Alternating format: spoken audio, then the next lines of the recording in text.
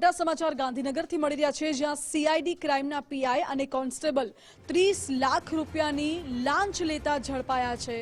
CID ક્રાઇમમાં તેઓ ફરજ બજાવતા હતા। ગાંધીનગરના સરગાસણમાં એસીબીએ ટ્રેપ ગોઠવી અને સફળતા મેળવી છે।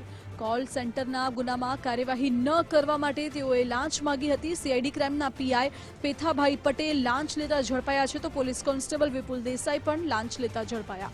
કોલ સેન્ટરના ગુનામાં તગડી રકમ લાંચ માટે માંગવામાં આવી હતી, જો કે રકઝક થઈ ત્યારબાદ અંતે 30 લાખ રૂપિયાની રકમ આપવામાં નક્કી કરવામાં આવ્યું હતું। લાંચિયા પોલીસ કર્મીઓને ઝડપી પડવા માટે એસીબીએ ટ્રેપ ગોઠવી અને એસીબીની ટ્રેપમાં પીઆઈ અને કોન્સ્ટેબલ લાંચ લેતા ઝડપાઈ ગયા છે। એસીબીએ નિવેદન આપ્યું છે। સીઆઈડીના પીઆઈ પીકે પટેલ અને કોન્સ્ટેબલ વિપુલ દેસાઈની ધરપકડ કરવામાં આવી છે।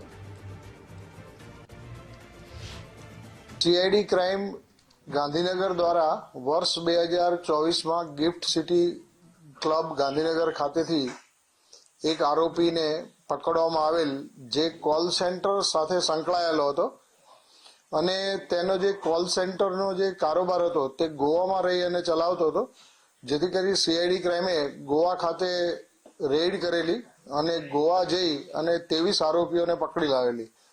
ત્યારબાદ અમદાવાદમાં કોલ સેન્ટર સાથે સંકળાયેલા જે લોકો હતા તેઓની પણ ધરપકડ કરવાની શરૂઆત કરેલી અને તેમાંથી જે પકડવાના બાકી આરોપીઓ હતા એવા એક આરોપી કે જે અમારા કામના ફરિયાદી છે, તેઓનું નામ ખોલવાની વાત કરી અને તેઓ પાસેથી આ કામના આરોપી પોલીસ ઇન્સ્પેક્ટર પીકે પટેલ કે જે સીઆઈડી ક્રાઇમ સીઆઈ સેલમાં નોકરી કરે છે, તેઓએ પહેલા મોટી રકમની માંગણી કરેલી, જે ચોક્કસ થઈ શકતું નથી, પરંતુ ત્યારબાદ તેઓ પાસેથી 30 લાખ રૂપિયાની લાંચ લેવાનું નક્કી કરેલું, જે અંગે તેઓએ લાંચ આપવા તૈયાર ન હોય એસીબીમાં ફરિયાદ કરેલી અને એસીબીએ આજરોજ છટકું ગોઠવી અને તેમના વતી તેમના જે પોલીસ કોન્સ્ટેબલ હતા વિપુલ ભગવાનભાઈ બાબુભાઈ દેસાઈ, તેઓને રૂપિયા 30 લાખ લેતા રંગે હાથે ઝડપી લીધેલા